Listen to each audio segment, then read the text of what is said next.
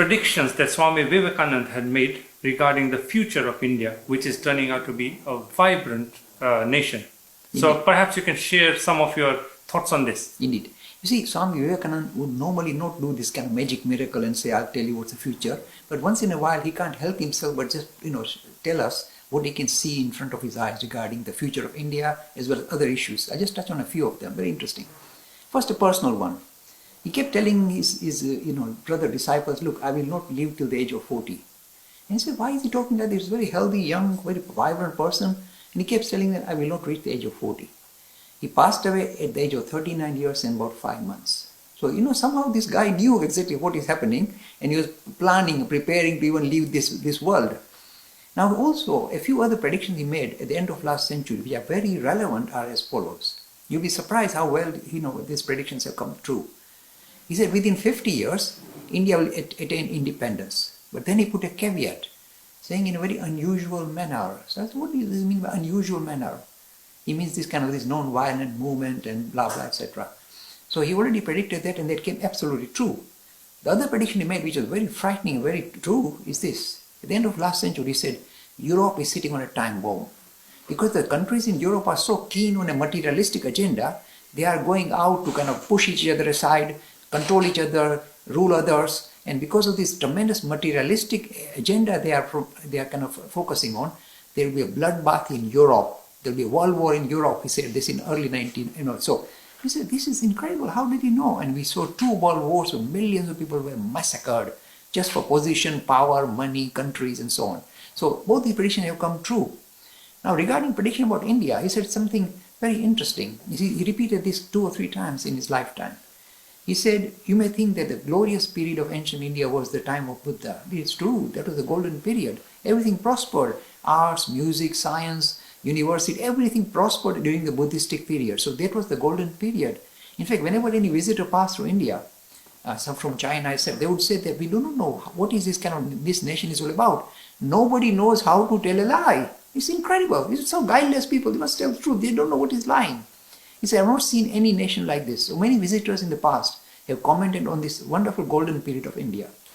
Now, today if you go to India and ask anything, I'm sorry to say, nobody seems to tell the truth. They send you off the wrong way. So I'm very, very nervous. But then Vivekananda said something very interesting. He said, my friend, we seem to be at the bottom of the cycle. But in days to come, he said, India will rise up more, it will be more glorious than it was in the past. And he said, how can it be more glorious? He could see that in front of his eyes. He said the following. He said, after India gets independence, it will be drawn to a very materialistic agenda, surprisingly. Look at India today. If I ask a person in media in India to talk about Hinduism or promote this idea that we are promoting about this comprehensive and modern vision of Hinduism, they'll just shut me out. They said, there's no time for it. They just want Bollywood and dancing girls. So I stand no chance. So what was predicted by Vivekananda is certainly true. Today, modern India cannot relate to spirituality or Hinduism at all. I'm telling you bluntly. I'm talking about the man on the street. They can only, subscribe to the idea of materialism, make bigger house, bigger car, buy fridge, buy this, marry the best beautiful girl, and live happily ever after. So this highly materialistic agenda that we see in modern India was predicted by Vivekananda. He said we are going to go through that phase. Because unless you go through the materialistic phase, you can't become mature enough to think about spirituality. You have to go through this phase. He could see that. And we are going through that phase at the moment. So you have to pass through this materialistic phase to grow out of it. Otherwise you always feel, if I can only have this, then I'll be happy. And until you go through it, then you mature out of it, like the Western world. Then you can go towards spirituality. And he also said the same thing.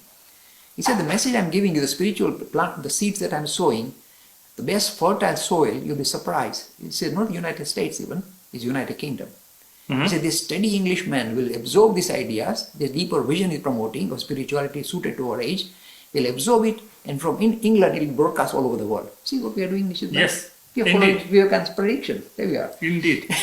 So you could see that the steady Englishman can easily absorb these ideas of spiritual humanism, focusing on humanity rather than God in heaven, focusing on the idea of egalitarian society, equality to everybody, dignity for everybody.